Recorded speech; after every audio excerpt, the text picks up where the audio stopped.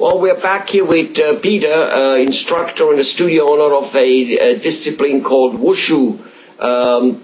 And we have explained what that basically is, which is not so much emphasis on hitting and self-defense and kicking somebody, even though you learn all those things, but the emphasis is more on creativeness, looking good, and aligning your mind and body perfectly and right. But yet while doing all the kicks, so it's not just like, I don't know what you call that, meditating, sitting there and aligning your body, but sounds very, very interesting. I compared it to dango dancing and waltz dancing, where you can make up your own steps while following guidelines and look graceful like hell and be in very, very good shape without looking like Arnold Schwarzenegger. Now, Peter, who are, the bulk of your students? I mean, who is doing that? Who has an interest in that? Tell us a little bit about that. What are your students, where do they come from? What are they composed of?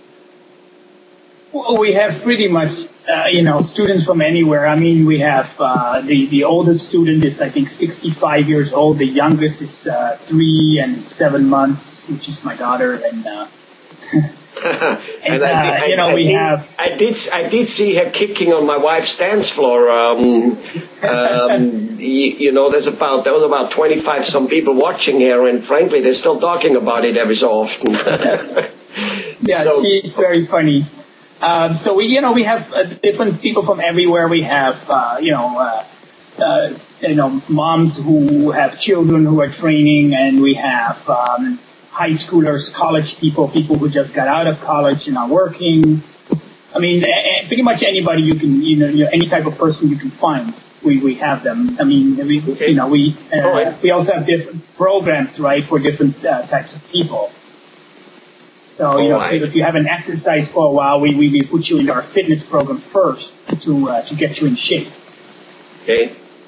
All right. Now tell me, what's a common denominator of, let's just say, the average, 8, 10-year-old all the way up to 15, 16-year-old?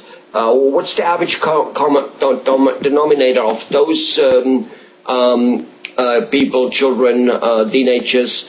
Of kind of what are they after, what makes them wanting to enroll in your class, and what are they then raving about, going home waiting for that next training class to come again because they're excited? Well, that's a good broad question. Let's see. So, what I noticed at first, when people first come in, right, they're mostly about like, I want to have my kids learn some discipline because they're not listening to me. That's the parent. I was actually talking about the student here now. Do you know what I mean? Yeah. And the student. Okay, that's good. I got that. So there's the parents who would like their children, and obviously martial arts are known to instill discipline. Yeah. Yeah. So so most of the time for the kids, I think it's just a kind of like a fun thing for them to do. For the teenagers, I think it's 2 things. They like to stay in shape. And They also like to have some time, when they come to the school, they see their friends, they have a good time. That's one of the things I heard the most from my teenagers. They kind of call the place where, my school, they call the place where they can be free because my rules are very simple. To progress, then, if you progress yourself, you could talk during the class. You can pretty much, there's certain things, I don't allow, but they can be pretty free and, how do you say that? So they come here and they really feel like they can express themselves, very well and don't have to kind of be fake because, maybe they're afraid of, the consequences I put on them or something. Okay, all right. So it seems to have the side effect of, there's the I want to stay in shape, and yeah, it's true. Most of us are not really out there that we want to be fighting and macho kind of thing. I know they say that about boys and whatever, but it's probably not really true. I used to do judo as a kid, but that wasn't the purpose. There was all kinds of little things, and come to think about it, meeting that group of friends, because you have your group of friends at school, you have your group of friends in some other sports club probably, and you have you want to create another group of friends, and the karate, the martial art is a very, I wouldn't say special, but it's definitely a different type of group of people, that talk about things. So you stay in shape, you have some friends, you have a hangout place, and you're doing something good for the body, a little more interesting, as I said, than being in the gym and just for 20 minutes standing on the treadmill or doing something else. Because for most of us, even for young people, that's it's boring. But here, because you said that your creativity comes in it, right? Yes, correct. And like you can pretty much go from white to black belt or something, and beyond, and there's you're never bored because there's literally hundreds of different Wushu styles of moving. And they all totally different than other ones. There's different weapons of many kinds you could learn, and it never really gets boring, as opposed to going to the weight room or yoga or something. It's great, but after a while you go you want something different. That's why, nowadays you see a lot of those different fitness programs come out where they really try to create with it as to make it different so that people would be interested in their program. Right. And, because exercise is exercise and everybody knows it's good, but the problem is how do you commit yourself to it when it's boring? It's just kind of like people's daily jobs sometimes. People's daily jobs, they tend to get bored with it sometimes. So, you have to put some creativity into it to make it exciting. Right. So you get the body shape, you get the social interacting, and you definitely have your own creativity. I think the part of own creativity, kind of doing something with it, whatever you want, and the satisfaction of being able to handle, as you said, a particular weapon. And the guy on television, for instance, if you look at the movie The Last Samurai with Mr. Cruz, he learns how to do that sword. Well, he learned it probably that type of style, on an art style, not on a really having a guy in front of him trying to kill him style. But at the same token, I can see where this is very interesting, kind of like, hey, I can do this, and I can flip that, and I can lift my leg, and I can stand like a swan, and whatever, making things up here. I can definitely see where this is very interesting. Okay, so I got it. Do people realize, be it the moms, the parents, or the people who physically doing it, that there is a long-term health benefit to it? And is there even one? I assume there is. There got to be. But do they realize that also?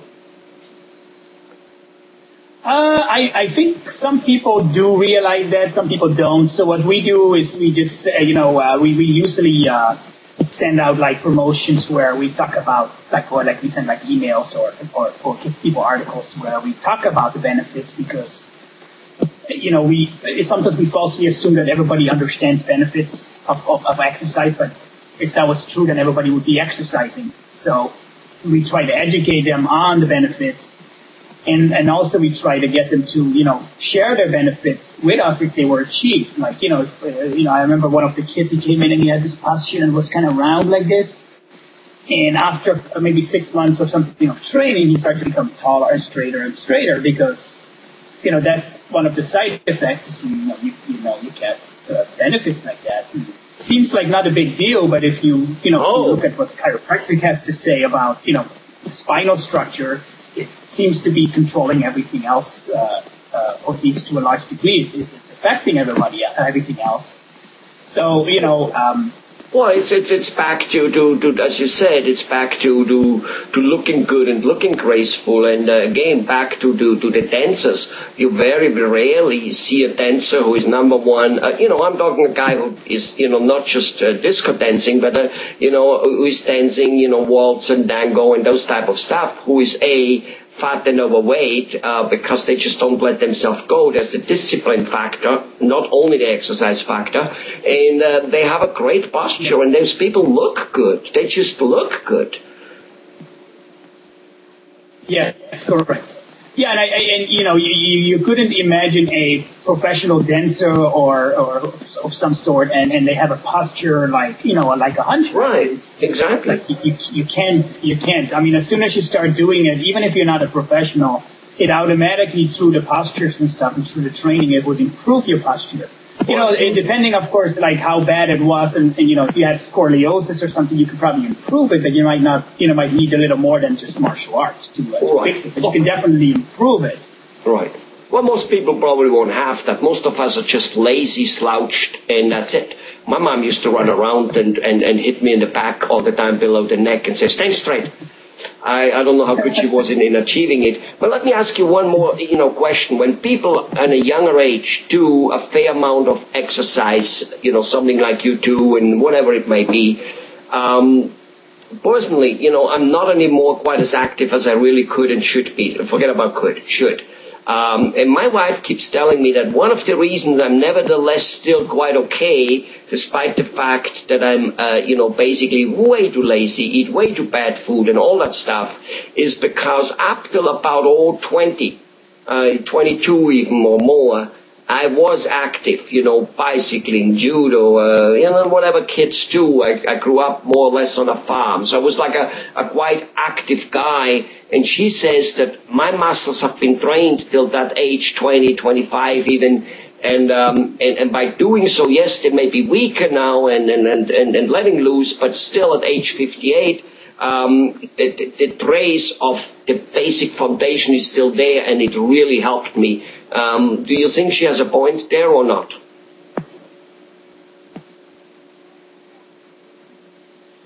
Yeah, no, she definitely has a point, because I believe that, you know, I've seen masters in China who are like 100 years old, and they're still spinning heavy weapons over their heads, and they are like flexible like no tomorrow. And, you know, and then I've seen other ones who are not training anymore, but even 20 years after they stop training, you know, they're still way beyond the normal person of muscle capacity and ability to, you know, to move and stuff like that. And I definitely believe, like, if you put yourself in shape when you're younger, and then let's say you don't do anything, you're still going to have an advantage over a person who never got himself in shape. Even if it's just by, you know, let's say later on you want to get back into it, and, you know, it will be a lot easier to get back into it for you than for that other person, because just because they've never done anything. And I do feel like that, even though when I, for instance, go skiing, I mean, I do get obviously exhausted and the muscle pain and stuff, and I you know, I'm definitely what's called out of shape.